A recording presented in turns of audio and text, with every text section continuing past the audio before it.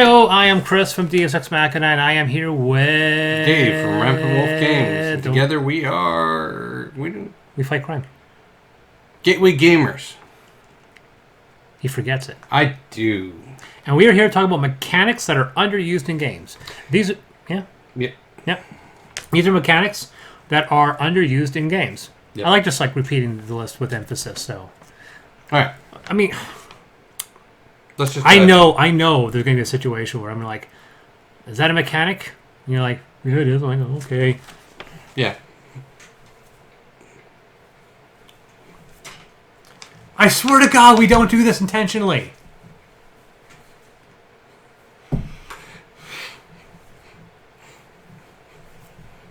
Smash, good. He had a pattern. Nobody else does it. Nobody else does it but us. All right, coming in at number 5 for my top 5 for flippity floppity flu. Mechanics that are underused. Kiss your mother with that mouth? I do. Is when I say I do reminds me of is Gur from Invader Zim. I do. Yep, there you go. Thank you. You're the only person who understands that. Frick I was in this chicken all along. I'm gonna sing the Doom song. Doom doom doom doom doom doom doom. All right, coming in at number 5 is advantage rolling. In my opinion, it's a mechanic that's not used a lot, really. It's usually roll or re-roll, but advantage rolling is roll 2, pick the best. Yeah, God knows I wish that was being used more often. Yeah. Something that allows you to mitigate rolling. Anything for mitigate rolling. Because there's a lot of re-rolls or things that let you do re-rolls, but it's like, no, roll 2, pick the best. All right. The funny thing is, when you really get down to it, and this is something that people will disagree, but I'm not wrong, rolling 2 dice and taking the higher value is probably the single greatest new rule that it got added to 5th edition Dungeons & Dragons. Because when they get down to it, there's a couple little things they change, taking out saving throws and making saving throws tied to attributes. They changed a couple things. Mm-hmm. Changed the way monsters are designed. Changed the way this. Like tweaky things. Mm-hmm. But when it comes to brand new rules that didn't exist previously, the idea of rolling your die 20 twice and taking the higher value, saying you have advantage on this roll, so you roll die 20 twice and you take the higher value. If you have disadvantage, you roll twice and take the lower value. Blew people's minds. And I'm like, that's been, there have been board games that have been using that for such a long time. But yeah, quite literally, when 5th edition came out, and that was the big thing that you were talking about, literally people wouldn't shut up about how amazing this new rule was. Oh my God, advantage. So you would, and people get angry with me when I say you get a +2 bonus to this. No. You just do advantage. I go, no, there's mechanical reasons for both of them. You can have a +2 bonus, +1 bonus, and the advantage. Advantage is a different mechanic. Yeah. But yeah, for me, advantage rolling would be... I even incorporate advantage rolling in some games that don't have it, because I'm just like, yeah, I don't like your mechanic. I'm just going to advantage roll it. Oh, look, the game's better. Moving on. I think any game... We were just freaking talking about a game. How much better would Defender of the Last Stand be if every character had advantage rolling? Where every time you had to make a roll skill check, you got to roll twice. Yeah. Right, you actually feel emboldened by saying, I have twice the chance. Or better yet, you don't at the beginning, but the second you can level up your character, if there was such a mechanic, I can't remember from the game so long ago, the second you level up, you're now experienced, which means you're an advanced version of your character, so now you can advantage roll. That's one thing I like about Spirit Islands, that throughout the potentially 2 or 3 hour game that your characters that you played could potentially get a lot better. Mm-hmm. I like that. Yeah, no advantage rolling is something yeah. It would be higher on my list. Yeah, it probably would end up higher on my list. I just made this list really quick, but... Well, my number 5 is Sandbox Games. Fancy that. We were just talking about Sandbox Games. There aren't very many. Like I said, if we tried to do a top 5 list of the best Sandbox games, we'd be hard-pressed to just put the 5 that we know. I don't even know 5. Well, like I said, once again, I think the biggest problem with Sandbox Games is that they look at the mechanical advantages of a sandbox game. The issue I have, which is the exact same problem I think video game sandbox games have an issue with, is that no point. It's a shallow ocean. Yeah, there's no point. And some of the best games I've played that have played with the idea of sandboxes have been ones where you draw a card and there's a whole little story that happens. Yeah. Some of the best games that were semi-sandbox had stuff like that, where you go to a location, you draw, and something unique and interesting would happen. That would be yours. The Red Raven games that have the storybook aren't open sandbox, but they have this big book of stories that you would go through. Yeah. And I love the idea of being able to punch your own ticket, do what you want, and so forth. What Gia needs most is not more cards with more missions. It needs story-based elements. Mm-hmm. And I would love more story-based elements. I think that sandbox games still have a place. Yeah. And I think there could be a great demand for them. But I think they need to think outside the box for whoever makes the next big sandbox game. You can't just go, it's going to be Gia Western Legends, except it's going to be on the water. I'm like, ugh. Yeah. We'll have story-based elements. Nope, same game. I'm like, okay, maybe I'll just play Gia. Yeah. So that's my number 5 sandbox games. Number 4 for me. You're gonna argue it's not a mechanic, but I think it is because some games use it as it. Tuck boxes. It's not a mechanic. Kind of is. It's a game component. It's a top game component. It's a very top game component. More games need them. Well, name a game where the tuck box is actually something that's used in the game. Come Award. What? Come Award. But no, the episodes are in the boxes. Yeah. But they don't affect gameplay. So like you're stashing things in a tuck box. Like there are tuck boxes in Alien Frontiers, which are the Godfather. How did that get used? Because your tuck box is your briefcase, which you store your money in. And how does that affect the game? Because that's where you store your money that can't be stolen by other people. It's a stretch, but it's still a tuck box. All right, I'll give that to you. Except for some of the boxes made out of metal. But it's tuck metal. All right, take it away. Number 4. Number 4 for me is story-based or role-playing. There's not enough, and I'm just talking about it from my previous number 5. The biggest issue is story-based. When a game is like, this game has a book of script. This game has 500 cards of story-based adventure cards. Some of the best games, some of the worst games have been almost redeemed because they include story-based elements. So you'd like Madara then? With its narrative-driven game engine. Yeah, that's been tempting. 5 pages of narration. That's why I envy the fact that you have Gen 7. That's why I like the Plaid Hat games, because Plaid Hat really likes telling stories. Portal loves telling stories. Mm-hmm. That's why Portal games are very popular with me, despite the fact that sometimes mechanically they can be very confusing. I like the fact that in the end they like trying to tell stories. Mm-hmm. I like games that tell stories, and I think Portal is underappreciated. I think Red Raven's really good for that. I don't think Portal's underappreciated. I think they are. They took some hits. They took hits from first. Like Alien Artifacts. Alien Artifacts doesn't have any story-based elements, which is actually probably what it needs. Anyway, role-playing and story-based gaming, I think, is absolutely critical. And I think if I ever... There's an adage in storytelling. If you're writing a novel and there's a lull in it, Gardner Doisy, who's a very famous editor, says, add dinosaurs. If there's a lull in your story, just throw in a dinosaur. And I think that story-based elements, if someone says, just let me listen from this game, I go like, story-based elements. Where's the individuality? Let people kind of feel drawn in. It's the one thing that Gloomhaven kind of lacks. Is individual. Yeah, it's got lots of story, but there's no. Lots of stuff happens. Yeah, lots of stuff happens. Not linked together well.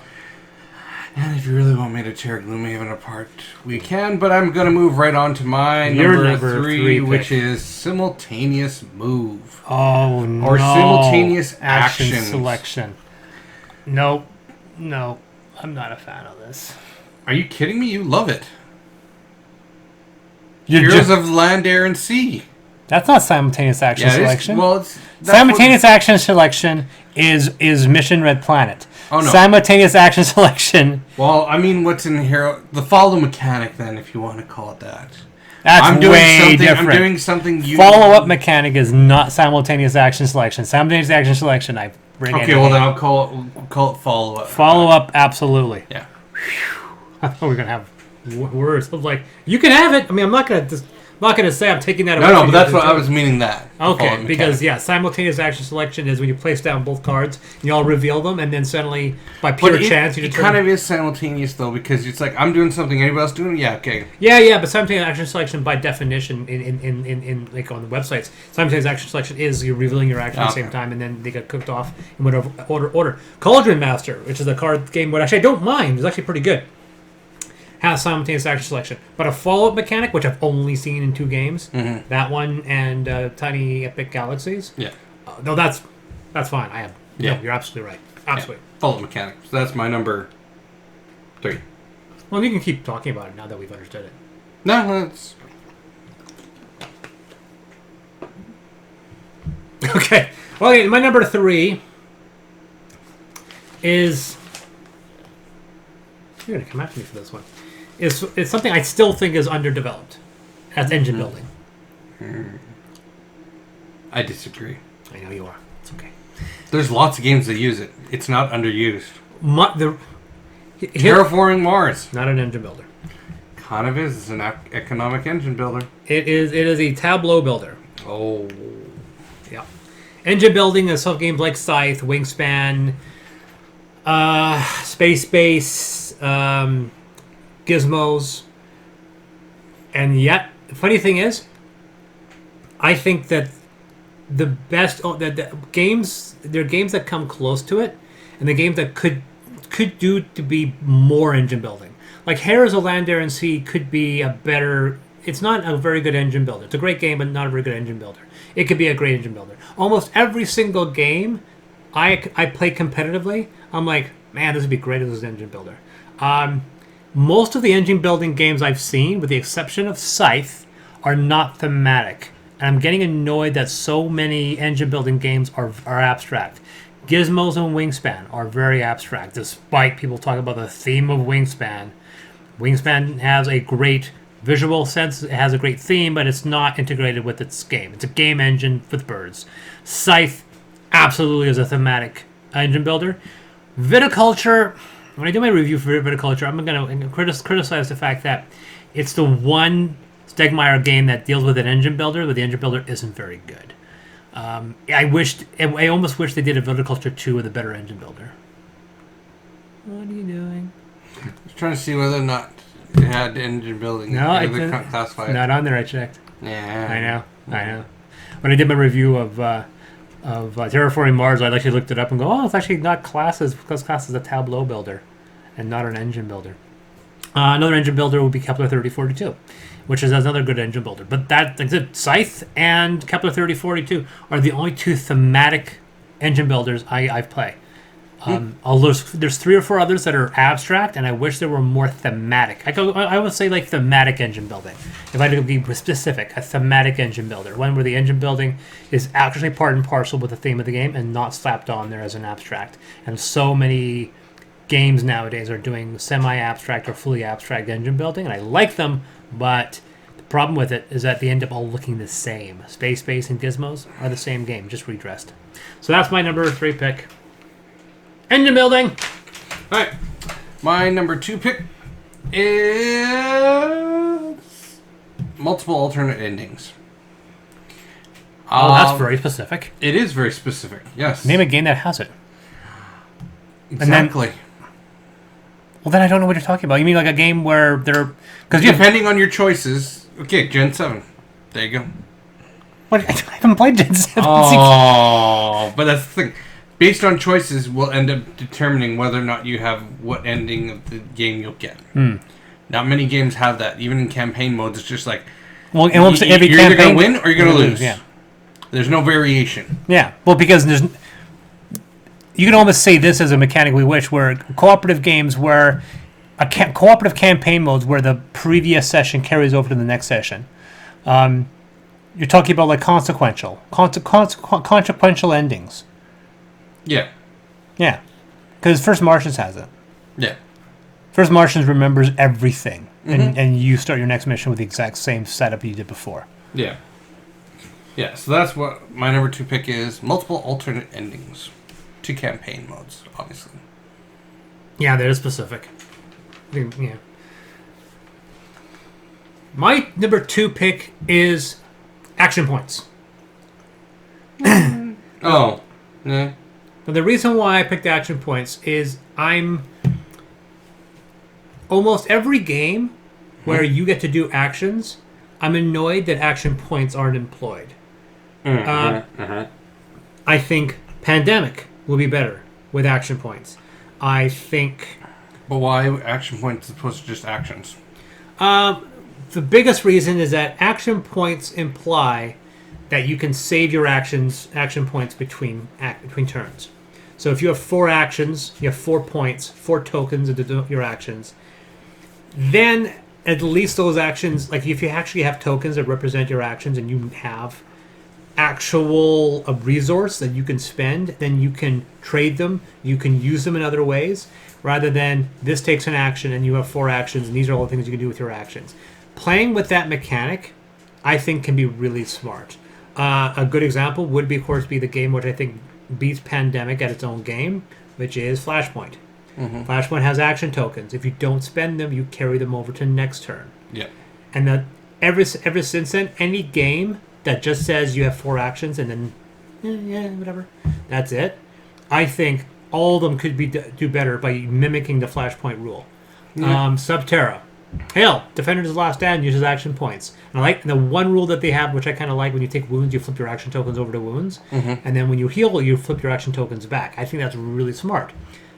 But it'd be really neat if you could carry over unused actions. Of course, with that game, you rarely have action tokens left over. I've never had it. But in Pandemic, you can.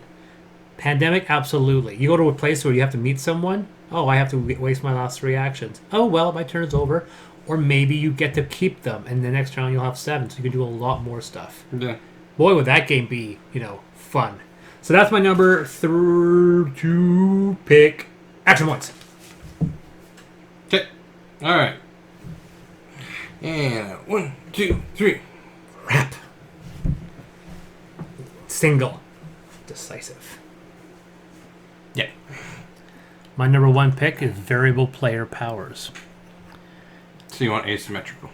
Asymmetrical, but specifically not just asymmetrical specifically when it comes to asymmetrical when it comes to player powers.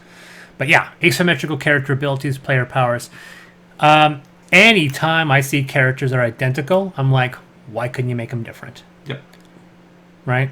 And I don't mean, like Defenders of the Last Stand, when there's like, his skill is 5-3-3-4, and this guy's 4-3-3-5. I'm like, big deal. That's nothing. I mean, it barely ever pops up. Oh, I get to roll 1 additional die than you. Whoop. Or I have 1 specific. I mean, like, there are games where, like, when you're playing a character in a dungeon romp, you're assuming the characters are different. So I kind of eliminate those, because when you're playing the magic user, you're completely different. But when you're dealing with a game that's self-enclosed, that's not like a carryover one, like Spirit Island. Spirit Island is freakishly weird. Because Spirit and Root's the same way. Like Root and Spirit Island both share one thing in common, and that is the game is fundamentally different depending on who you're playing. Yep. With Root, it's almost like Vast is another one. Vast. There you go. I think that's a lot of letter games. That's the way they are. Yeah. Letter. That's the company that does Root and Vast.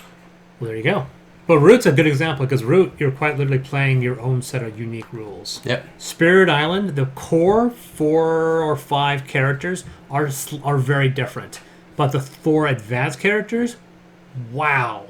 They play completely different. Like, they ignore or add in new rules.